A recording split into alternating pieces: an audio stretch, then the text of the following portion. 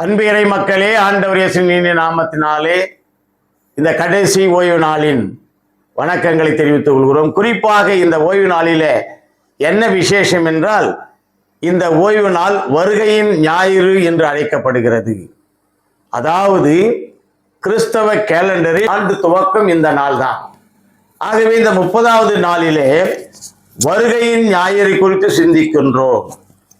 வருகையின் ஞாயிறிலேயும் குறிப்பாக நாம் சிந்திக்க போகிற சிந்தனை தாழ்த்தப்பட்டோருக்கான நம்பிக்கை, grace of God, the hope for the lowly என்று சொல்லுகிறோம். சிந்தனைக்கு செல்வதற்கு முன்னதாக தலைகளை தாழ்த்துவோம், கர்த்தரை நோக்கி ஜெபிப்போம், ஆண்டவருடைய வருகையை எதிர்பார்ப்போம். நல்ல ஆண்டவரே, இந்த அருமையான நேரத்திற்காய் நன்றியோட ஸ்தோத்திரிக்கிறோம் சார். மீண்டுமாய் எங்களுடைய வாழ்க்கையிலே ஒரு ஓய்வு நாளை நீர் கொடுத்தீரே, அதற்காக நன்றி செலுத்துகிறோம்.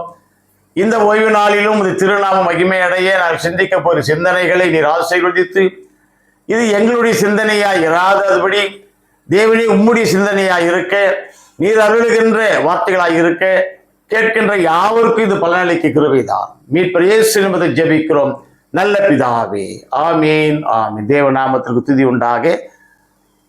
ஒரு பாடலை மாத்திரம் நான் வருகை நாட்களுக்காய் பாடுவோம். எனது கர்த்தரின் ராஜரிகனால் எப்போ வருகுமோ, எனது கர்த்தரின் ராஜரிகனால் எப்போ வருகுமோ, ஏங்கும் என் களி நீங்க மகிழ்ச்சி எப்போ பெருகுமோ, ஏங்கும் என் களி நீங்க மகிழ்ச்சி எப்போ பெருகுமோ, மனித சோதனின் அடையாளம் விண்ணில் தோன்றும் என்றாரே, மனித சோதனின் அடையாளம் விண்ணில் காணும் என்றாரே, வல்லமையோடு மகிமையாய் தோன்றி வருவேன் என்றாரே, வல்லமையோடு மகிமையாய் தோன்றி வருவேன் என்றாரே, எனது கர்த்தரின் ராஜரிகனால் எப்போ வருகுமோ, எனது கர்த்தரின் ராஜரிகனால் எப்போ வருகுமோ, ஏங்கும் என் களி நீங்க மகிழ்ச்சி எப்போ பெருகுமோ, ஏங்கும் என் களி நீங்க மகிழ்ச்சி எப்போ பெருகுமோ, சஞ்சலங்களும் தவிப்புகள் யாவும் ஓடி போகுமே, சஞ்சலங்களும் தவிப்புகள் யாவும் ஓடி போகுமே, சந்தோஷத்தோடு மகிழ்ச்சியாய் வந்து சார்ந்து பிடிக்குமே, சந்தோஷத்தோடு மகிழ்ச்சியாய் வந்து சார்ந்து பிடிக்குமே, நெஞ்ச மகிழ்ந்து நீதிமான்களின் வாய் துதிக்குமே, நெஞ்ச மகிழ்ந்து நீதிமான்களின் வாய் துதிக்குமே, நித்திய ஜீவன் பேர என்ற மனம் துடிக்குமே, நித்திய ஜீவன் பேர என்ற மனம் துடிக்குமே, எனது கர்த்தரின் ராஜரிகனால் எப்போ வருகுமோ, எனது கர்த்தரின் ராஜரிகனால் எப்போ வருகுமோ, ஏங்கும் என் களி நீங்க மகிழ்ச்சி எப்போ பெருகுமோ, ஏங்கும் என் களி நீங்க மகிழ்ச்சி எப்போ பெருகுமோ. அன்பு இறை மக்களே, ஆண்டவர் இயேசுவின் நாமத்தினாலே மீண்டுமாய் உங்களை நான் இந்த வருகையின் ஞாயிறிலே அன்போடு வரவேற்கிறேன். குறிப்பாக முதல் வருகை, இரண்டாம் வருகை, அப்போ மூன்றாம் வருகை, நான்காம் வருகை, ஐந்தாம் வருகை என்றால் இல்லை. திஸ் இஸ் த ஃபைனல் வருகை. இரண்டாவது வருகை தான் ஃபைனல். அப்போ முதல் வருகை என்பது மகிழ்ச்சி நிறைந்த ஒரு நன்னாளாக, குதூகலம் நிறைந்த ஒரு நன்னாளாக இன்று வரையிலே உலகின் அனைத்து பகுதியில் உள்ள மக்கள் கொண்டாடி வருகிறார்கள். அதுதான் கிறிஸ்துமஸ். கிறிஸ்துமஸ் தினத்தை மிக மகிழ்ச்சியாக கொண்டாடிவார்கள். அது இறைவனுடைய முதல் வருகை. பயப்படாதிருங்கள், இதோ எல்லா ஜனத்திற்கும் மிகுந்த நற்செய்தி அறிவிக்கின்ற என்று சொல்லப்பட்ட அந்த செய்தி இன்றளவும் பயப்படாதிருங்கள் நற்செய்தி, பயப்படாதிருங்கள் நற்செய்தி, நல்ல செய்தியை அன்று கூறிய அந்த தூதுவன் இன்றும் கூறுவதாகவே நாம் சொல்லிக் கொண்டு வருகிறோம். நன்றி. அதே நேரத்திலே திருமறையின் அடிப்படையிலே, விவிலியத்தின் அடிப்படையிலே நாம் பார்க்கும் பொழுது உயிர்த்து மேலே சென்ற இறைவன் மீண்டும் வருவார். அல்லேலூயா. மீண்டும் வருவதுதான் இரண்டாம் வருகை. அந்த இரண்டாம் வருகை என்பது கடைசி வருகை, முடிவான வருகை, தீர்மானமான ஒரு வருகை. அந்த இரண்டாம் வருகையிலே என் தேவன் புதிய வானத்தையும் புதிய பூமியையும் உண்டாக்கி, இதுதாங்க முக்கியம். என் தேவனாகிய கர்த்தர் இரண்டாவது வருகை என்று சொல்கிறோமே, அந்த வருகையிலே ஆண்டவர் செயல்படுகின்ற விதம் புதிய வானம் புதிய. அப்படியானால் நாம் வசிக்கிற இந்த வானமும் பூமியும் என்ன ஆகும்? சிந்திப்போம். நாம் வசிக்கிற இந்த பூமியும் வானம் அழிந்து போகும், ஒழிந்து போகும், இல்லாமல் போகும். ஆக என் தேவன் கட்டளையிடுகின்ற அந்த புதிய வானத்திலே எளிமை உள்ளவர்கள் பாக்கியவான்கள் என்று சொன்னார்களே, அவர்கள் தான் தேவனை தரிசிப்பார்கள். அல்லேலூயா. எளிமையானவர்கள் வாழ்க்கையிலே தங்களை எளிமைப்படுத்திக் கொண்டாதான் தலைப்பை தாழ்த்தப்பட்டவர்களுக்கான நம்பிக்கை. என்ன நம்பிக்கை? என் இயேசுவே எனக்கு விடுதலை தருகிறார் என்ற ஒரு நம்பிக்கையோடு இருக்கிற வேதத்திலே, விவிலியத்திலே அநேக இடங்களிலே ஆண்டவருடைய வருகை குறிப்பிடப்பட்டிருக்கிறது. நான் அதை ஒரு குறிப்புக்காக மாத்திரம் இதை நான் சொல்லுகிறேன். இதை நீங்க குறிச்சிக்குங்க. 1 கொரிந்தியர் புஸ்தகத்திலே 15ஆம் அதிகாரம் 50 54 வரையிலே உள்ள வசனங்கள். வெளிப்படுத்தல் விசேஷத்தில் 21ஆம் அதிகாரம் 1 முதல் 5 வசனங்கள். 1 தெசலோனிக்கர் புஸ்தகத்திலே 4ஆம் அதிகாரம் 16 17 வசனங்கள். வெளிப்படுத்தலிலே 1 அதிகாரம் 7ஆம் வசனம். 2 பேதுரு புஸ்தகத்திலே 3ஆம் அதிகாரம் 7ஆம் வசனம். மத்தேயு சுவிசேஷத்திலே 24ஆம் அதிகாரம் 36ஆம் வசனம். லூக்கா சுவிசேஷத்திலே 21ஆம் அதிகாரம் 34 முதல் 36 வரையிலே. மத்தேயு சுவிசேஷம் மீண்டுமாய் 24ஆம் அதிகாரம் 42 முதல் 44 வரையிலே இறைவனுடைய இரண்டாவது வருகையை மிக அழகாய் போட்டிருக்கிறார். இதில் குறிப்பாக லூக்கா சுவிசேஷம் 21ஆம் அதிகாரம் 36ஆம் வசனத்தை நாம் வாசிப்போமானால் அதில் மிக அழகாய் போட்டிருக்கிறார்கள். படிங்க அந்த வசனத்தை. லூக்கா சுவிசேஷம் 21ஆம் அதிகாரம் 36ஆம் வசனம். ஆகையால் இனி சம்பவிக்க போகிற இவைகளுக்கெல்லாம் நீங்கள் தப்பி மனுஷகுமாரனுக்கு முன்பாக நிற்க பாத்திரவான்களாக எண்ணப்படுவதற்கும் எப்பொழுதும் ஜெபம் பண்ணி விழுத்திருங்கள். ஆமாங்க. எனக்கு அருமையான தேவ ஜனமே, நீங்களும் நானும் இந்த உலகத்திலே தாழ்த்தப்பட்டவர்களை நினைத்துக் கொண்டிருக்கிற நாம் உயர்த்தப்பட வேண்டுமானால் ஆண்டவருடைய வருகைக்கு முன்னதாக எப்பொழுதும் விழித்திருக்கிறவர்களாய் ஜெபம் செய்ய கடவோம். அல்லேலூயா. இரண்டாம் வருகையை எதிர்நோக்குகிறோம் என்று சொல்கிற நாம் எவ்விதமாய் எதிர்நோக்க வேண்டும் என்று சொன்னால் நம்முடைய விழித்தலின் மூலமாய், ஜெபித்தலின் மூலமாய்.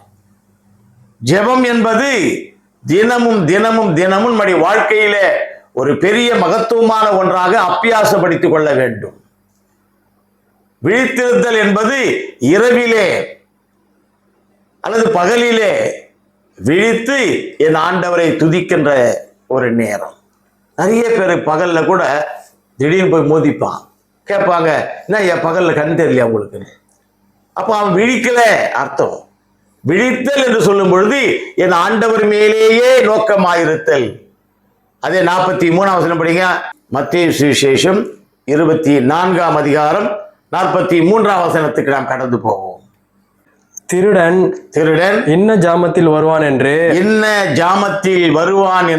வீட்டு எஜமான் அறிந்திருந்தால் அவன் விழித்திருந்து, செகண்ட் கம்மிங் ஆஃப் ஜீசஸ் என்று சொல்லுகிறோமே, அந்த செகண்ட் கம்மிங் என்பது நாளைக்கு வருது, இல்லை இந்த வருஷத்துல வருது, இந்த மாசத்துல வருது தெரிஞ்சிருந்தா நாமெல்லாம் ரொம்ப விழிப்பா ஜெபம் பண்ணிட்டு எப்படியாவது கர்த்தரோட போயிடலாம். ஆனால் என்னுடைய கடவுளுடைய நேரம் திருடன் வருகிற விதமாய் வரும், அவன் விழித்திருந்து.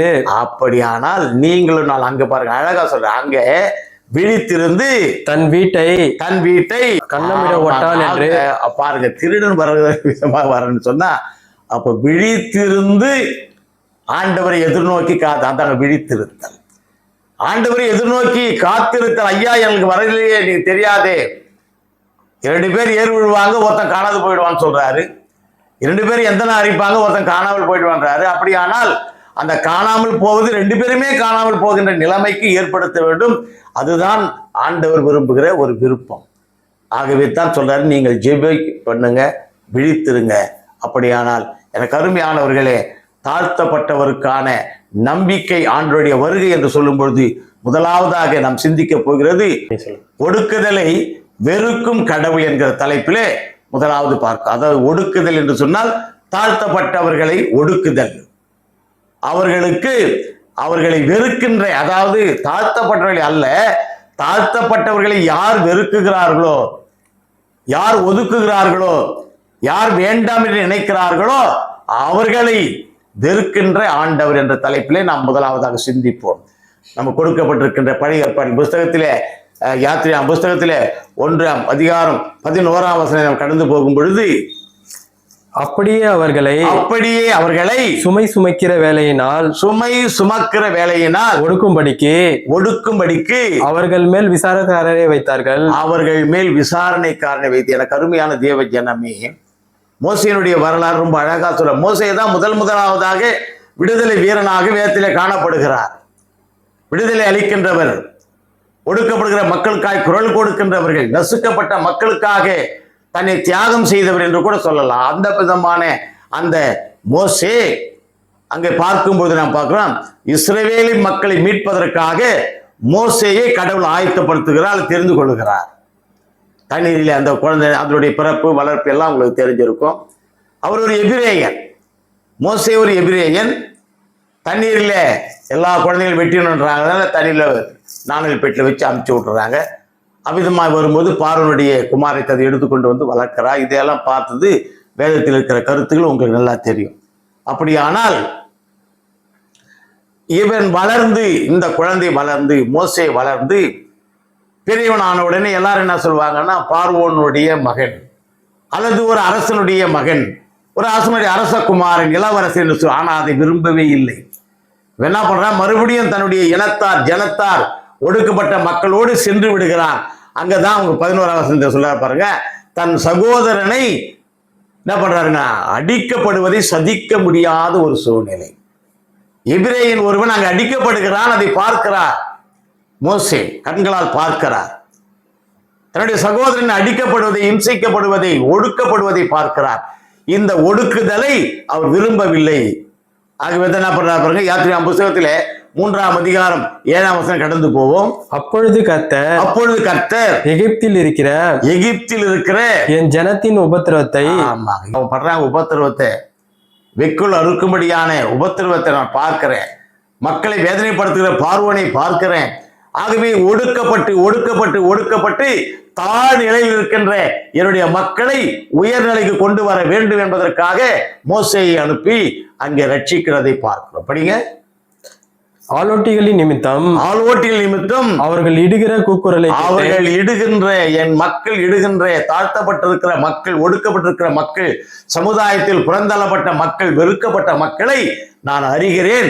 அவருடைய கூக்குரல் என் சன்னதி கேட்டு. 8ஆம் வசனம் படிங்க போட்டு தொடர்ந்து, அவர்களை எகிப்தியரின் கைக்கு விடுதலையாக்கவும் அவர்களை அந்த தேசத்திலிருந்து நீக்கி, அந்த தேசத்தில், எகிப்து தேசத்திலிருந்தேயே அவர்களை எல்லாரையும் விரட்டி, கானானியரும் ஏத்தியரும் எமோரியரும் பெரிசியரும் ஏவியரும் எபூசியரும் இருக்கிற இடமாகிய பாலும் தேனும் ஓடுகிற மக்கள் வசிக்கின்ற இடமாகிய பாலும் தேனும் ஓடுகின்ற நலமும் விசாலமான தேசத்தில், நலமும் விசாலமான, குறுகலான தேசம் அல்ல, ஒடுக்குதலான தேசம் அல்ல, தீமையை பாராட்டுகின்ற தேசம் அல்ல, நல்ல தேசத்திலே கொண்டு போய் சேர்க்கவும் இறங்கினேன் என்று சொல்கிறார். என் தேவன் ஒடுக்கப்படுதலை வெறுக்கின்ற கடவுள் என்பதை நாம் நிச்சயமாக இவ்வித காரியத்திலே உணர்ந்து கொள்ள முடியும். இஸ்ரவேல் மக்கள் ஒடுக்கப்பட்டார்களே, அந்த ஒடுக்கப்படுதல் வேண்டாம், தீரவே தீரக்கூடாது, மக்களிடத்திலிருந்தே இந்த வாதை வேண்டாம் என்று என் ஆண்டவர் எடுக்கின்றார்.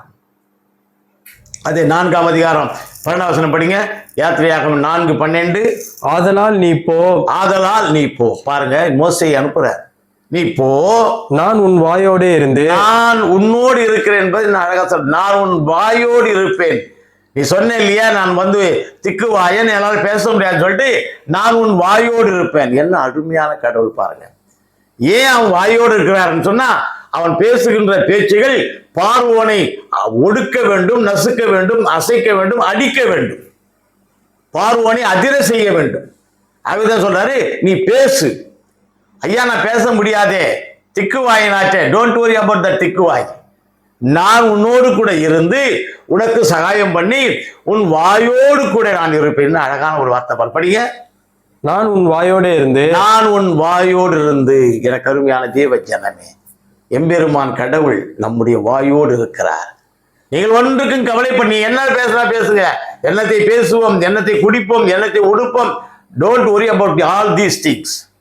என் ஆண்டவராகிய கர்த்தர் உங்களோடு கூட இருக்கிறார். ஆகவே சொல்றாரு, இங்க பாருங்க, உன் குரலோடு உன் வாயோடு நான் இருக்கிறேன், நீ பேசு. என்ன பேசு படிங்க. நீ பேச வேண்டியதை, நீ பேச வேண்டியதை உனக்கு போதிப்பேன் என்றார். ஆமா, உனக்கு போதிப்பேன் என்று சொன்னார். எனக்கு அருமையான தேவ ஜனமே, மோசேயின் மூலமாய் அவருடைய மக்கள் ஒடுக்கப்படுதலை என் இறைவன் விரும்பாதவராய் மீட்பை அளிக்கிறதை நாம் பார்க்கிறோம். அதே நாகும் புஸ்தகத்திலே 1ஆம் அதிகாரம் 2வது வசனத்தை கடந்து வரும் பொழுது, கர்த்தர் எரிச்சல் உள்ளவரும், கர்த்தர் எரிச்சல் உள்ளவரும், நீதியை சரி கட்டுகிறவருமான தேவன், நீதியை சரி கட்டுவருமாகிய, நீதியை சரி கட்டுகிறவருமான தேவன். ஆமாங்க, கர்த்தர் முதல்ல சொல்றாங்க, கடவுளுடைய குவாலிபிகேஷன் சொல்றாங்க பாருங்க. கர்த்தர் என்ன பண்றாரு, எரிச்சல் உள்ள தேவன். யார் மீது எரிகிறார்?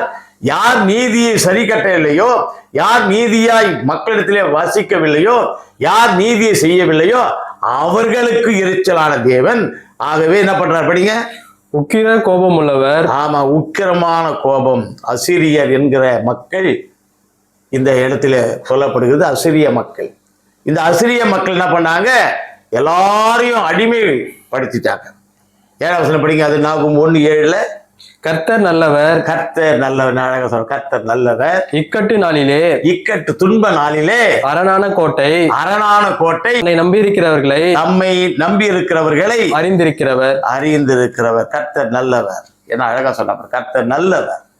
ஏன்னு சொன்னா, நம்மை நம்பி இருக்கிறவர்களுக்கு அவரே அரணான கோட்டை. ஆக ஒடுக்கப்பட்ட யாருக்கும் அவர் மிக மிக சிறப்பான தேவனாய் இருக்கிறார் என்பதை நாம் இங்கே பார்க்கிறோம். ஆசிரியா இதைத்தான் செய்தான். என்ன செய்தான் சொன்னா, எல்லா நாட்டினரையும் ஒடுக்கினான். ஆசிரியர்கள் எல்லா நாட்டையும் ஒடுக்கினாங்க. அது மாத்திரமல்லாது யூத மக்களையும் சிதறடித்தார்கள்.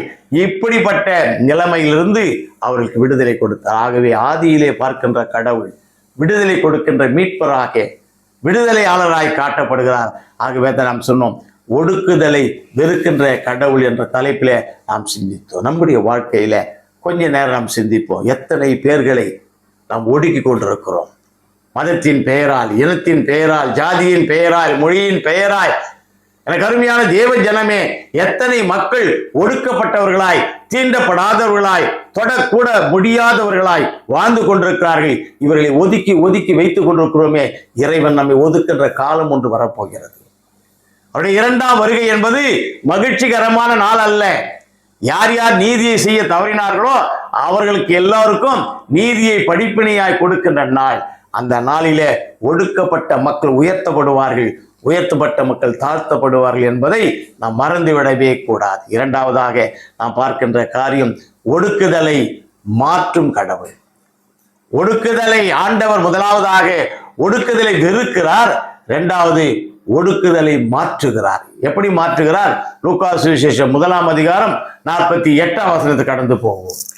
அவர் தம்முடைய அடிமையின் தாழ்மையை நோக்கி பார்த்தார். அடிமையின் தாழ்மையை பார்த்தாரே, என்னை அனைவரும் பாக்கியம் என்பா. என்ன அழகான பாட்டு பாருங்க. அடிமையின் தாழ்மையை என்ன பண்ணாருங்க படிங்க. அடிமையின் தாழ்மையை நோக்கி பார்த்தார். அடிமையின் தாழ்மையை நோக்கி பார்த்தார். மரியாளுடைய கீதம் ரொம்ப அருமையான, இன்னைக்கு 4 பகுதிகளும் மிக சிறப்பான பகுதிகளாக வேதத்துல நம்ம கொடுத்திருக்கிறாங்க. தீண்டத்தகாதவர்களின் நம்பிக்கை என்கிற தலைப்பில சிந்திக்கும்படியாக கொடுத்திருக்கிறது 4 பகுதிகள். இந்த 4 பகுதியில 2வது பகுதி சுவிசேஷ பாடத்தில் பார்க்கும் பொழுது என்ன படிங்க மறுபடியும் 1:48.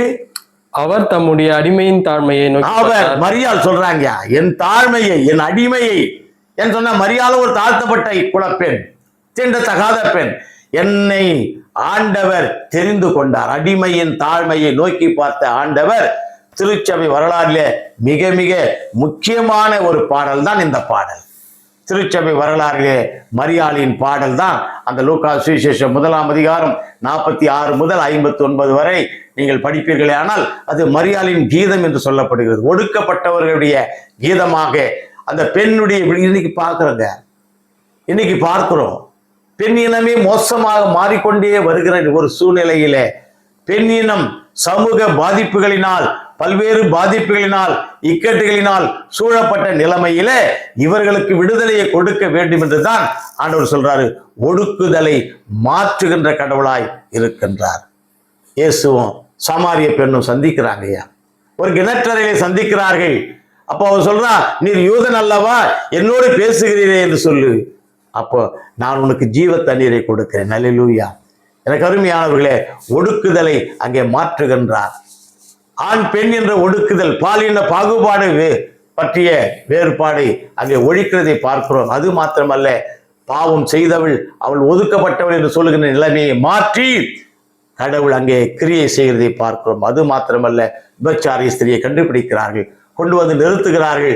கொண்டு வந்து நிறுத்தும் பொழுது என் ஆண்டவர் சொல்றார், உங்களில் யார் ஒருவர் பாவம் இல்லாதவரோ அவர் முதலாவது இவர்கள் மீது கல்வி எறியட்டும். எனக்கு அருமையானவர்களே, ஒடுக்குதலை மாற்றுகின்ற கடவுள். அவர்களை ஒடுக்க வேண்டும் அல்லது நசுக்க வேண்டும், இந்த பெண்ணை நம்ம பாடுபடுத்த வேண்டும் என்ற எண்ணத்தோடு கொண்டு வந்து நிறுத்தி இருக்கிறாங்க.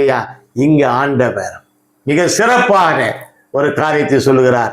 என்ன சொல்லுகிறார்னா, உங்களில் யார் ஒருவர் பாவம் இல்லாதவர்களோ அவர்கள் முதலாவது இவள் மீது கல் எறியட்டும். எனக்கு அருமையான தேவ ஜனமே, ஒடுக்குதலை மாற்றுகின்ற கடவுள் நம் கூடவே இருக்கிறார். அதே லூக்கா சுவிசேஷத்திலே 1ஆம் அதிகாரம் 53ஆம் வசனத்தில் கடந்து போகும் பொழுது, பசி உள்ளவர்களை நன்மைகளினால் நிரப்பி ஐஸ்வர்யம் உள்ளவர்களை மாற்றுகிறார். பாருங்க, என்ன ஒரு அழகான மாற்றம். யார் ஒருவர் வறுமையின் சூழ்நிலையில் அகப்பட்டு இருக்கிறார்களோ, தீண்டப்படாதவர்கள், தொடப்படாதவர்கள் என்று சொல்லிக் கொண்டிருக்கிறார்களோ, யார் ஒருவர் தன்னுடைய நம்பிக்கை இழந்து தவித்துக் கொண்டிருக்கிறார்களோ அவர்களை என் தேவன் பசியார வைக்கிறார். அவர்கள் நிம்மதியாய் உறங்க வைக்கிறார், நிம்மதியாய் உணவு உட்கொள்ள வைக்கிறார். அது மாத்திரமல்ல, அதே நேரத்தில் என்ன பண்றார் பாருங்க, ஐஸ்வர்யம் உள்ளவர்களை வெறுமையாய் அனுப்பிவிட்டார். வெறுமையாய் இந்த உலகத்திலே நீ அந்த ஐஸ்வர்யவான் லாசருவை பற்றி வேதத்திலே ஒரு இடத்துல குறிப்பிடப்படுகிறது. அதுதாங்க அந்த நிகழ்ச்சி தான். ஆண்டவர் சொல்றாரு, வறுமையாய் புசிக்கிறவர்கள், வறுமையின் அப்பத்தை புசிக்கின்றவர்கள், தீமையை அனுபவித்துக் கொண்டிருக்கிற இந்த மக்களுக்கு வயிறார நான் உணவளிப்பேன், மனதார ஆசீர்வதிப்பேன். அதே நேரத்தில் இவர்களுக்கு யார் யார் தீமை செய்திருக்கிறார்களோ, தீண்டப்படாத நம்பிக்கை இதுதாங்க. எனக்கு தீமை செய்தவர்கள் யாராயிருந்தாலும் எனக்கு அல்ல. அப்படின்னு சொல்றாரு, உலகம் உங்களை பகைத்தால் கவலைப்படாதீர்கள். மிக அழகான ஒரு வசனம் பாருங்க. உலகம் உங்களை பகைத்தால் கவலைப்படாதீங்க, உங்களை பகைப்பதற்கு முன்னதாகவே என்னை பகைத்தது என்று அறிவீர்கள். என்ன சிறப்பான ஒரு வார்த்தை பாருங்க. இந்த வார்த்தையை சொல்றாரு. ஆகவே ஆண்டவர் இந்த ஒடுக்குதலை விரும்பாத கடவுள், அடிமை வாழ்வை விரும்பாத கடவுள், தீண்டத்தகாத நிலைமையை விரும்பாத கடவுள். அதை தான் குறிப்பிடார் பாருங்க. அப்போஸ்தலர் 4ஆம் அதிகாரம் 32வது வசனத்தில் நாம் பார்க்கும் பொழுது, திருச்சபை வரலாறிலே திருத்தூதர் காலம் என்று ஒன்று இருக்கிறது. அந்த காலம் கிபி 30 முதல் கிபி 100க்கு இடைப்பட்ட ஒரு காலம். அந்த காலத்திலே படிங்க, விசுவாசிகளாகிய திரளான கூட்டத்தார் ஒரே இருதயமும் மாற்ற பாருங்க. என்ன மாதிரி மாற்றத்தை விரும்புகிற ஒரே இருதயம். எல்லாருக்கும் ஒரே இருதயம்னா ஒரே ஆற்று இல்லை. அவங்க சிந்திக்கிறாங்க, சிந்தனைகள் ஒரே சிந்தனையாய், செயல் ஒரே செயலாய், வழி நடத்துதல் ஒரே வழிநடத்தலாய் காணப்படுகிறது. படிங்க, ஒரே இருதயமும் ஒரே மனமும் உள்ளவர்களாய் இருந்தார்கள். ஒருவனாகிலும் தனக்கு உள்ளவைகளில் ஒன்றையும் தன்னுடையதென்று. இதுதாங்க நானும் என்னும் யாருக்குமே இல்லை, எல்லாம் அப்பால் போயிடுச்சுங்க. அதான் ஒடுக்குதல். ஆண்டவர் இந்த ஒடுக்கத்திலே மாற்றுகிற கடவுள். ஏன்னா அழகா மாற்றினார் பாருங்க. எல்லாம் எனக்குன்னு வந்தானே. இன்றைய உலகத்திலே நாம் ஏராளமான மக்களை பார்க்கிறோம். இது என்னுடையது, இது என்னுடையது, இது என்னுடையது, நான் சம்பாதித்த வீடு, நான் சம்பாதித்த ஆஸ்திகள், நான் சம்பாதித்த எல்லா பொருள்களும் சொல்லிக்கொண்டே இருக்கிறோமே, இவைகள் எல்லாத்தையும் ஆண்டவர் பார்க்கிறாருங்க. எல்லாத்தையும் ஆண்டவர் பார்க்கிறார். என்ன சொல்றாரு பாருங்க, ஒருவனாகிலும் 17 நாட்டு மக்கள் கூடினாங்களா ஐயா அந்த காலத்துல. இந்த இறை தூதர்கள் இந்த பெந்தகோஸ்த நாளிலே 17 நாட்டு மக்கள் கூடினாங்க. எல்லா மக்களுமே சிந்திக்க ஆரம்பிச்சிட்டாங்க. என்ன சிந்தனாங்கன்னா, ஒரே பொதுவாய் அனுபவித்தார்கள். அது மாத்திரமல்ல, தனக்குண்டானது எவனுமே அவனுக்குரியதா அவன் நினைக்கவே இல்லை. அப்படியானால் எனக்குரியது எனதல்ல, உங்களுடையது, பிறருடையது. அவன் தனக்கானவைகள் அல்ல, பிறருக்கானவைகளையே சிந்திக்க கடவுள். ஆண்டவர் அழகா சொன்னார் பாருங்க. தனக்குத்தானே சிந்தித்து நான் பெரியவனாகணும், நான் உதவி செய்யணும், நான் தான் உயர்ந்தவனாகணும், எனக்கு தான் எல்லா செல்லும் வரணும், எனக்கு தான் எல்லா சல்யூட்லாம் பண்ணணும், அப்படி என்ற நினைவுகள் இல்லாதபடி என் ஆண்டவர் தன்னை ஒடுக்குகின்றவர்களை மாற்றுகின்ற, ஒடுக்குதலை மாற்றுகின்ற, இந்த தீண்டத்தடாத நிலைமையை மாற்றுகின்ற கடவுளாக இருக்கிறார். தூய பேதுரு பார்க்கிறோம், அவர் ஆற்றிய அருளுரையில ஏறக்குறைய 3000 மக்கள் விடுதலை பெற்றார்கள். அதுக்கப்புறம் 5000 மக்கள் விடுதலை பெற்றார்கள். திருச்சபையில இணைந்திருந்தார்கள். அனைவரும் திருச்சபையின் வாழ்வுதான் மனமாற்றத்தின் அறிகுறி. பொது உடைமை ஏற்பட்டது. அங்கே பொது உடைமை ஏற்றத்தாழ்வுகள் எல்லாம் மாறியதை தான் சொல்றார்கள். ஒடுக்குதலை மாற்றுகின்ற கடவுள். ஏற்றத்தாழ்வு இல்லை, சமரசம் உலாவி பரிந்து எல்லா மக்களும், பிரிந்த மக்கள் எல்லாரும் ஒன்றாக கூடினார்கள். எவருக்குமே தீமையான காரியங்கள் நடைபெறவில்லை. ரோமர்கள் சிந்திக்கிறோம், ரோமர்கள் பொருளாதாரத்திலே தனி மனிதன் எவ்வளவுதான் சொத்து வைத்திருந்தாலும் அத்தனை சொத்துக்களும் அவனுடையதே. ரோமர்களுடைய ஆட்சியில தனி மனித வாழ்க்கையிலே அவர் எவ்வளவு பெரிய பணக்காரனோ அவ்வளவு பெரிய பணக்காரனோ அவனுடையது என்று சொல்லிக் கொண்டிருந்தார்கள். ஆனால் என் இயேசு அதை முற்றிலுமாய் மாற்றினார். உன்னுடையது அல்ல, பிறனுடையது. அதாங்க மாற்றுகின்ற கடவுள், மாற்றத்தை விரும்புகின்ற கடவுள். ஐயா எனக்கு இல்லை என்று சொல்லிக் கொடுத்துமே, உனக்குத்தான்பா எல்லாமே, எல்லாம் உனக்கு தான் என்று சொல்லி முற்றிலுமாய் மாற்றி பொது உடைமை கொள்கையை கடைபிடிக்கும்படியான ஒரு உயர்ந்த எண்ணத்தை என் ஆண்டவர் கொடுத்தார். இன்று இந்தியாவுடைய நிலைமை என்ன? சற்று நேரம் சிந்திப்போம். எல்லாமே தனியார் தனியார் தனியார், அனைத்தும் தனியார்கள். மாறிக்கொண்டே வருகிற சூழ்நிலை. பேங்கா தனியார்னு கொடுத்துரு, விமானமா தனியார்னு கொடுத்துரு, ரயிலா தனியார்னு கொடுத்துரு, எல்ஐசியா. ஆகவே தனியார் மட்டுமே வாழ்க்கையிலே உயர்ந்து உயர்ந்து உயர்ந்து உயர்நிலையிலே போய் கொண்டிருக்கிறார்களே. இந்த தாழ்த்தப்பட்ட மக்கள், ஏழை எளிய மக்கள், உணவுக்காகவும் உடைக்காகவும் பஞ்சத்திலே இருக்கின்ற மக்கள் என்ன செய்வார்கள்? இவர்களை மாற்ற விரும்புகிறார். இந்த சமூக ஒடுக்குதலை என் ஆண்டவர் விரும்பவில்லை. அப்போஸ்தலர் 2ஆம் அதிகாரத்தில் 42 முதல் 47 வரையில நீங்கள் படிக்கும் பொழுது மிக சிறப்பான வசனங்களா சொல்றார் பாருங்க. சமூக ஒடுக்குதலை என் ஆண்டவர் விரும்பவில்லை. அப்போஸ்தலர் 2:42 படிப்போம். அவர்கள் அப்போஸ்தலருடைய உபதேசத்திலும் அந்யோன்யத்திலும், அதை ஒற்றுமையிலும், அப்பம் பிட்குதலிலும் ஜெபம் பண்ணுதலிலும் உறுதியாய் தரித்திருந்தார்கள். உறுதியாய் அனைவரும் ஒன்று என்ற நிலைமையிலே தரித்திருந்தாங்க. மாற்றத்தை விரும்பிய கடவுள் மாற்றத்தை இஸ்ரவேல் இடத்திலே, யூத மக்களிடத்திலே கொடுத்து விட்டார். எல்லா மாற்றத்தோடு இதுவரையில் நான் எனது என்று சொல்லிக் கொண்டவை எல்லாம் பிறருக்கு என்று, பிறரை குறித்து சிந்திக்கின்ற சிந்தனைகளை பெற்று விட்டார்கள். அதுதாங்க இயேசு கிறிஸ்துவுடைய கிருபையும் ஆசீர்வாதமும் வழிநடத்தலாம். முதலாவதாக இந்த ஒடுக்குதல் என்பது அல்லது தீண்டத்தகாதது என்பது யாருக்கு நான் சொன்னா, இதை மாற்றுவதற்காக, இந்த ஒடுக்குதலை வெறுத்து ஒதுக்குவதற்காக வந்தவர் கடவுள். இரண்டாவது, இந்த சமூக ஒடுக்குதலை மக்களிடத்திலே மாற்றுவதற்காக வந்தார் கடவுள் என்று பார்க்கிறோம். ஒன்று ஆண்டவர் வெறுத்தார், இரண்டாவது ஆண்டவர் மாற்றினார் என்று பார்க்கிறோம். எனக்கு அருமையான தேவஜனம், நம்முடைய வாழ்க்கையில இந்த ஒடுக்குதல் எத்தனை காலங்கள் நீடித்திருக்கோம். இன்று நம்முடைய கிறிஸ்தவ சமுதாயத்திலேயே ஒடுக்குதல் மலிந்து காணப்படுகிறது. எங்கேயோ போகிறோம் நாட்டிற்காக போகிறதுக்கு முன்னாடி வீட்டுக்கு வாங்க, வீட்டுக்கு போகிறதுக்கு முன்னாடி குடும்பத்துக்கு போங்க, குடும்பத்துக்கு போகிறதுக்கு முன்னாடி சபைக்கு போங்க. சபையில இன்று எத்தனை மாற்றங்கள் தேவைப்படுகிறது நன்றாக சிந்தித்து பார்க்க வேண்டும். என் ஆண்டவர் தீண்டத்தகாதவருடைய நம்பிக்கை என்று சொன்னாரே, எங்க அந்த நம்பிக்கை யார் உருவாக்குறது? நீங்களும் நான் தான் உருவாக்கணும். ஆனால் பாழ் பண்ணி கொண்டிருக்கிறோமே. சாதியின் பெயரால் சங்கராச்சாரியார் அருகா சொன்னார். என்ன சொன்னார் தெரியுங்களா? கிறிஸ்தவன் ஆட்டம் மாற்றம் எல்லாம் மாற்றம் போட்டோம். ஏன்னு சொன்னா அவன் மாறிய பிறகும் அவன் இந்து தான். கேவலமான ஒரு வசனம், கேவலமான ஒரு வார்த்தையை கிறிஸ்தவர்களை பற்றி ஒப்பிட்டு சொல்வது. அவர் சொன்னார். ஆனா அவர் சொன்னது கரெக்ட், 100க்கு 100 கரெக்ட். கிறிஸ்தவன் ஆனாலும் அவன் ஜாதியை பார்க்க போறான். கிறிஸ்தவன் ஆனாலும் நாள் கிழமையே பார்க்க போறான். கிறிஸ்தவன் ஆனாலும் என்ன பண்ண போறான்? ராகாவில் யமகண்டம் பார்க்க போறான். கிறிஸ்தவன் ஆனாலும் வரதட்சணை வாங்க போறான். கிறிஸ்தவன் ஆனாலும் பெண்ணடிமையை போற்ற போறான். கிறிஸ்தவன் ஆனாலும் இப்படியாய் செய்து கொண்டே சங்கராச்சாரியர் வெறுத்து ஒதுக்கினாரே. எனக்கு அருமையானவரை, நம்முடைய வாழ்க்கையிலே நாம் எவ்விதமாக இருக்கிறோம்? மாற்றத்தை விரும்பினால் இதுவல்லவா மாற்றம். யார் ஒருவர் தன்னுடையது பிறருடையது என்று நினைத்து பிறருக்கு கொடுத்து விடார்களோ அதான் என் மாற்றம். அதை தான் கடவுள் விரும்பினார். கடவுள் விரும்பினார். உங்களில் ஒருவன் எவன் ஒருவன் 2 ட்ரெஸ் தான் ஒருத்தனுக்கு ஒன்று கொடுத்துடுறாங்க. நீ ஒன்று போட்டுக்க, அவன் ஒன்று போட்டுக்கிட்டோம். சமரசம் உள்ளாவும் இடம் இதுதான் என் ஆண்டவர் சொன்ன இடம். ஆகவே நம்முடைய வாழ்க்கையில நாம் எந்த அளவிற்கு இந்த தீண்ட தகாதவர்களின் நம்பிக்கையை அளிக்கிறோம், அல்லது அழித்துக் கொண்டிருக்கிறோம், அல்லது பெற்றுக் கொண்டிருக்கிறோம், அல்லது தீண்ட தகாதவர்களை வாழ்வித்துக் கொண்டிருக்கிறோம், இந்த சிந்தனை நமக்கு வேண்டும். 3வது காரியம், தாழ்த்தப்பட்டவர்களை மீட்கும் இறைவன். அவர்களை மீட்கின்ற இறைவன். 1 தெசலோனிக்கேயர் புஸ்தகத்திலே மிக அழகான பகுதி கொடுத்திருக்கிறாங்க. 1 தெசலோனிக்கேயர் 2ஆம் அதிகாரம் 13ஆம் வசனம் படிங்க. ஆகையால் நீங்கள் தேவ வசனத்தை எங்களாலே கேள்விப்பட்டு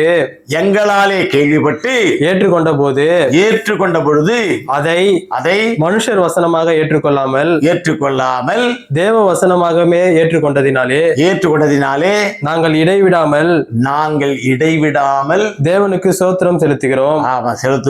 அது மெய்யாகவே தேவ வசனம்தான் விசுவாசிக்கிற உங்களுக்குள்ளே அது பலனும் செய்கிறது. ஆமாங்க. தாழ்த்தப்பட்டவர்களை மீட்க வேண்டும் என்று சொன்னால் நமக்குள்ளே ஒரு விசுவாசம் இருக்க வேண்டும். இந்த விசுவாசத்தின் அடிப்படையிலே இந்த ஒடுக்குதல் ஒழிந்து போகும். ஏனென்று சொன்னால் அவனும் நானும் ஒன்று என்ற நிலைமையிலே மாறுகிறது. கடவுள் முதலிலே தேர்ந்து எடுத்தவர்கள் கர்த்தரின் பிள்ளைகள். அந்த கர்த்தரின் பிள்ளைகள் ஒடுக்குதலை விரும்பாத பிள்ளைகள். ஆதியில இருந்து இந்த நாள் வரையிலே இந்த தேர்ந்தெடுக்கப்பட்ட பிள்ளைகள் ஒடுக்குதலை விரும்பாதவர்கள், அல்லது ஆண்டவர் அவர்களை ஒடுக்க விரும்பாதவர். ஆனால் உலகம் என்ன செய்து, ஒரு ஜாதியின் அடிப்படையிலே கேவலமான ஒரு செயல், ஒடுக்கப்பட்ட நிலைமையிலே காணப்படுகிறார். ஜாதியின் அடிப்படையிலே தீண்டத்தகாதவருடைய நம்பிக்கையை சீரழித்துக் கொண்டிருக்கிறார்கள். மதத்தின் அடிப்படையிலே இந்த தீண்டத்தகாதவருடைய நம்பிக்கையை சிதைத்துக் கொண்டிருக்கிறார்கள். பாலினத்தின் அடிப்படையிலே, ஆண் பெண் என்ற வேறுபாட்டின் அடிப்படையிலே இந்த விதமான ஒடுக்குதலை கடைபிடித்துக் கொண்டிருக்கிறார்கள். சிறுபான்மை என்ற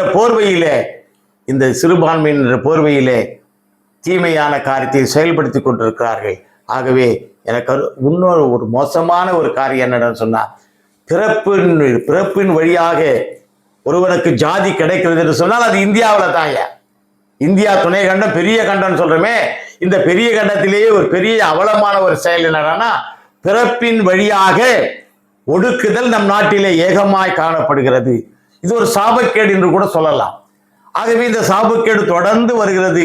உலகத்திலே அநீதியால் பாதிக்கப்படுபவர்கள் தான் கடவுளின் பிள்ளைகள். கடவுள் நீதியாளராக மாற்றுகிறார். இந்த அநீதியின் பிள்ளைகளாக பாதிக்கப்படுகின்ற யார் யார் இருக்கிறார்களோ அவர்களை நீதியின் பிள்ளைகளாக கர்த்தர் மாற்றுகிறார். ஆகவே கடவுள் பாதிக்கப்பட்டவருடைய அருகில் உள்ளார். பாதிக்கப்பட்ட யாரோ அதான் தாழ்த்தப்பட்டவர்களை மீட்கும் இறைவன் மீட்டுக் கொள்கிறார். நானே நல்ல மேய்ப்பன் என்று சொன்னாரேன். அவர்தான் நல்ல மேய்ப்பன். நாடுகளுக்காக தன் ஜீவனை கொடுக்காத கடைசி நேரத்தில் தன் ஜீவனையும் கொடுக்க முன் வந்தவர் தான் என் அப்பன் இயேசு கிறிஸ்து. ஆகவே எனக்கு அருமையானவர்களே, அந்த கடைசி நேரம் மீண்டுமாய் தொடர்கிறது தான் இந்த 2ஆம் வருகை. இந்த 2ஆம் வருகையிலே நாம் எவ்விதமாய் செயல்படுகிறோம்? ஒடுக்குகின்றவனை ஒடுக்கிக் கொண்டே இருக்கிறோமா? தாழ்த்தப்பட்டவனை நசிக்கொண்டே இருக்கிறோமா? இன்றைய திருச்சபைகள் எவ்விதமாய் செயல்பட்டு கொண்டிருக்கிறது? நன்றாக சிந்தித்து பார்க்க வேண்டும். ஆமோஸ் நடுவலின் புஸ்தகத்திலே 8ஆம் அதிகாரம் 4ஆம் வசனத்துக்கு கடந்து போவோம். ஆமோஸ் 8:4. தேசத்தில் சிறுமைப்பட்டவர்களை ஒழிய பண்ண எளியவர்களை விழுங்கி நாங்கள் மரக்காலை குறைத்து. ஆமாங்க, எளியவர்களை விழுங்குகிற ஒரு தன்மை அதுதாங்க. இவர்களை மீட்க வேண்டும் என்று சொன்னால் என் அப்பன் இயேசு இரண்டாவது முறையாக வர வேண்டும், கடைசி முறையாய் வர வேண்டும், இங்க மக்களை நியாயந்திருக்க வேண்டும். அவர் என்ன பண்றாரு பாருங்க, நாங்கள் மரக்காலை குறைத்து. அளவே குறைச்சதாங்கய்யா. 1 கிலோ கொடுறான்னா 3/4 கிலோ தான் இருக்குது, 900 கிராம் தான் இருக்குது, 100 கிராம காணும். எங்கே எல்லா இடத்துலையும் இந்த அநியாயம் நடக்கிறது, அக்கிரமம் நடக்குது. இதை தட்டி கேட்கறதுக்கு யாராலையும் முடியல. ஆகவே தான் சொல்றாரு ஆண்டவர், நாங்கள் குறைத்து சேக்கல் நிறைய அதிகமாக்கி. ஆமாங்க, அதிகமாக்கி கள்ளத்தராசினால் வஞ்சித்து. கள்ளத்தராசு கர்த்தருக்கு அருவருப்பானது.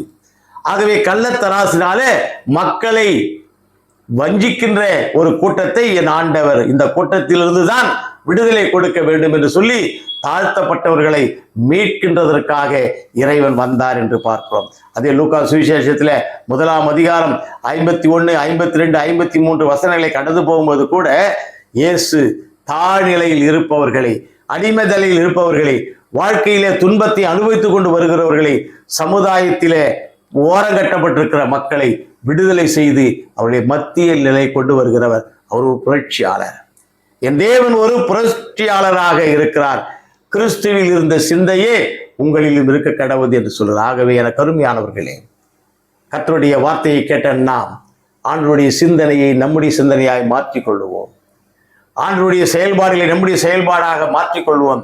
தாழ்த்தப்பட்டவர்களை மீட்கின்ற கடவுளாய் இருக்கிறாரே, சமூகத்திலே ஒடுக்கப்பட்டவர்களை மாற்றுகின்ற கடவுளாய் இருக்கின்றாரே, சமுதாயத்திலே வெறுத்து ஒதுக்கப்பட்டிருக்கின்றவர்களை வெறுக்கின்ற கடவுளாக, யார் ஒடுக்குகின்றார்களோ அவர்களை வெறுத்து ஒதுக்குகின்ற கடவுளாக இருக்கின்றார். ஆகவே இந்த 3 நிலைமைகளிலே நம்முடைய கடவுள் மீண்டுமாய் வருவதற்கு நாம் எதிர்பார்க்க இடம் கொடுப்போம் நம்முடைய வாழ்க்கையிலே. ஆகவேதான் இயேசுவில் இந்த சிந்தையே ஆகவே வாரும் இயேசுவே. பக்தர் அழகாய் பண்ணா பாருங்க, எனது கர்த்தரின் ராஜரிகரால் எப்போ வருகுமோ ஏங்கும் என் களி. இங்க ஏங்கிக் கொண்டிருக்கிறார் தீண்டப்படாதவர்கள், தீண்டத்தகாதவர்கள், ஒதுக்கப்பட்டவர்கள், புறந்தள்ளப்பட்டவர்கள், சமுதாயத்திலே, திருச்சபையிலே, குடும்பத்திலே ஒதுக்கப்பட்டிருக்கிற, மொழியின் அடிப்படையிலே தாழ்த்தப்பட்டிருக்கின்ற, பாலினத்தின் அடிப்படையிலே பிரித்து கண்ணோக்கப்பட்டிருக்கின்ற மக்கள் அழிந்து கொண்டிருக்கிறார்களே, இவர்களை நோக்குவதற்காக தான் என் ஆண்டவர் வருகிறார் என்று பார்க்கிறோம். ஆகவே நாம் முதலாவதாக ஒடுக்குதலை வெறுக்கின்ற கடவுளை ஏற்றுக்கொள்ளுவோம். 2வதாக ஒடுக்குதலை மாற்றுகின்ற கடவுளை ஏற்றுக்கொள்வோம். 3வதாக தாழ்த்தப்பட்டவர்களை மீட்கின்ற கடவுளை ஏற்றுக்கொள்வோம். கர்த்தர் வசனங்களை ஆசீர்வதிப்பாராக. தலையை தாழ்த்தி ஜெபிப்போம். நல்ல ஆண்டவரே, இந்த அருமையான நேரத்திற்காக நன்றியுடைய ஸ்தோத்திரிக்கிறோம் சார்.